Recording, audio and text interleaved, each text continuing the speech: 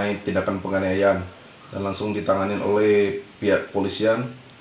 Dari pihak polisian sendiri itu langsung menuju Resmob untuk melakukan penangkapan atas saudara Andriawan alias Ateng.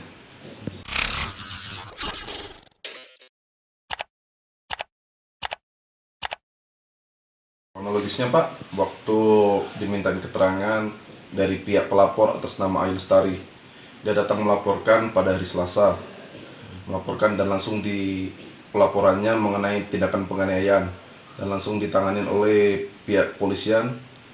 Dari pihak polisian sendiri itu langsung menuju Resmob untuk melakukan penangkapan atas saudara Andriawan alias Ateng. Dan ditangkap untuk dimintain keterangan di Polres. Penangkapan dilakukan di TKP atau seperti untuk penangkapan saudara Andriawan alias Ateng dilakukan di tempat saudara Ateng di Kelurahan Mamasa, Pak.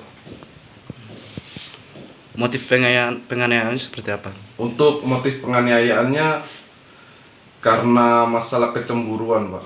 Pada saat itu saudara Ayu melayani pelanggannya yang datang ke kafe tersebut, dan diketahui saudara Andriawan mengetahui saudara Ayu melayani, lalu mengajaknya ke dalam kamar dan rasa kecemburuan dianiaya tersebut, Pak. Tindakan penganiayaan itu. Tapi Ayu dengan Andri pacarannya? Untuk hubungan tersebut, iya Pak, dikatakan ya, pacaran mereka. Sudah ditetapkan sebagai tersangka? Laki Andriawan sudah ditetapkan sebagai tersangka. Informasinya ada pengancaman senjata tajam juga atau seperti apa? Untuk pengancaman senjata tajam masih kita dalamin, Pak. Tapi Pak, senjata tajam itu diamankan sebagai barang bukti atau seperti apa? Kalau untuk senjata tajamnya masih kita selidikin. Dari nanti hasil penyelidikan baru kita ketahui.